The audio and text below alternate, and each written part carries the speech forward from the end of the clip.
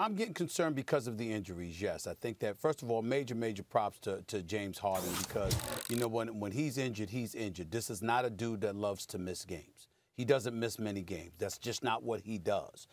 You know, but I think that when you look at the Brooklyn Nets, my only concern about the Brooklyn Nets is primarily themselves. Now, obviously, that comes with the attachment that if you're worried about them imploding, then obviously you have to look at teams like the Milwaukee Bucks and Philadelphia 76ers and an outside chance with the Miami Heat and take it a little bit more seriously. Because I'm still wondering, as I said weeks ago, what the hell is taking, KD and AD so long to get back?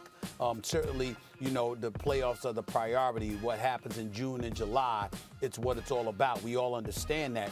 But in the same breath, you just look at this team in terms of chemistry, cohesiveness, and what have you, and you kind of wonder when these guys are going to come back and play some games. And, you know, one minute you hear that he's on his way back and he could be ready to go. Another time you don't see that at all. And then Kyrie Irving, you know, for all his greatness, and make no mistake, it's pure greatness. It's pure greatness in box office, and he put on an absolute show last night.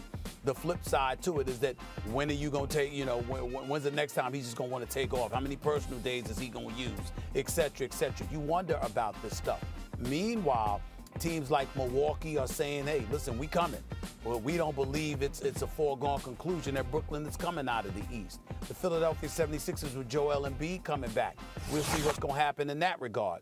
And so I just think that it's worth paying attention to in that regard. Not necessarily the competition itself, but the fact that the Nets seem to have this attitude, we can turn it on and off when we want to. The truly great teams can, for the most part, but you never know when a potential hiccup may occur. It's not about the other teams. It's about them. And I wonder about it sometimes, to be quite honest with you. I have the exact opposite reaction after last night's game. The Knicks were feeling good about themselves. They had a nice lead at the half. The Nets down two of their two best players because Kyrie is great, and he's not only the best show in basketball, he's elevating to near MVP caliber play now. And yet, if you had to rank them on the Nets, you'd say KD 1, Harden 2, Kyrie 3. So they're missing their best two players, really, after Harden had to leave. And the Knicks are feeling good, and the Nets aren't playing defense. And the Knicks put up 60-something points, you know, it was close to 70 points in the first half. And then just like that, Stephen A., they turned it on. Kyrie turned it on. The Nets turned on the defense better than it was certainly in the first half. And they win. The Knicks, as we know, they're a solid team. They're not world beaters, but they're a solid team. They play with pride. They play defense.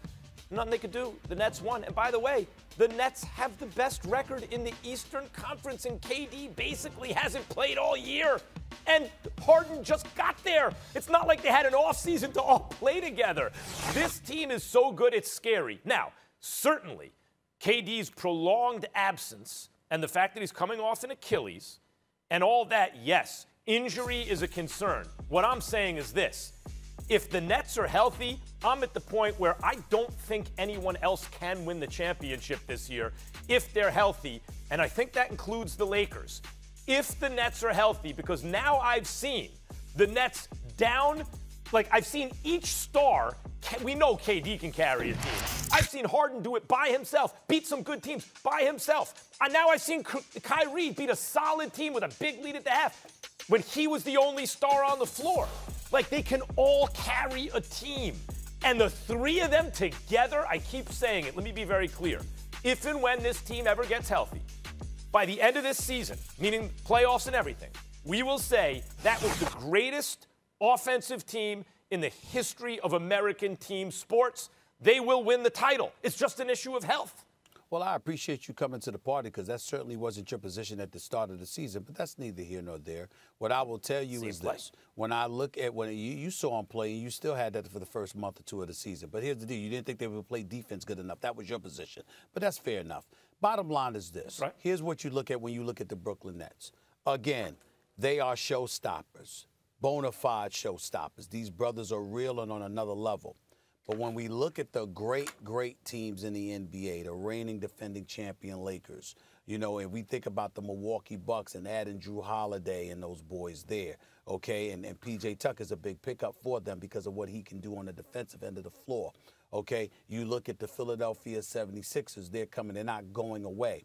What you look at Denver, I shouldn't say all of these other teams because there's only one that's getting to come out of the West. Okay, you don't have to face all of those teams in the West, just one of them. All I'm saying is this attitude that we can just turn it on and off while other teams are building chemistry, I think could potentially be a mistake.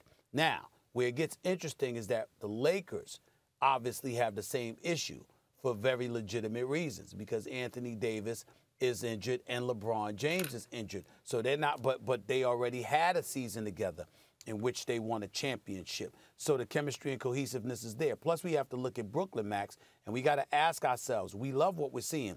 Kyrie Irving is averaging 28 a game, 51% shooting, 39+ percentage from three-point range. He's only averaging 2 turnovers a game. I mean, when you look at it from that perspective, he's been nothing short of sensational, and he deserves props for that, and he's been selfless, not selfish at all, very selfless. James Harden, we say the same thing about him. Kevin Durant, we know that about him. But you also have to find yourself wondering that when all else fails, because of that absence of chemistry from not having played together, but so much, are they going to do that if pressurized moments show up? Those are legitimate questions to ask is all I'm saying. Fine, but I'm just saying the evidence that I've seen before leads me to the opposite conclusion, like in the opposite direction. Like, they have chemistry because, as you said, Kyrie's been totally unselfish, and so is Harden. We know KD's an unselfish player. But Harden and Kyrie, can they do it? They're showing the pursuit of greatness is what is most important to them, and you only get that as with your team. You have to have team greatness. And Stephen A., James Harden rolls out of bed, as I said, shows up in Brooklyn looking like a hot mess, fat and out of shape, and gives the league that work. Took them on a West Coast trip, beat the best teams in the Western Conference, 5-0 on that trip by himself. And then Kyrie and Harden, the chemistry they already have. Thanks for watching ESPN on YouTube. For live streaming sports and premium content, subscribe to ESPN Plus.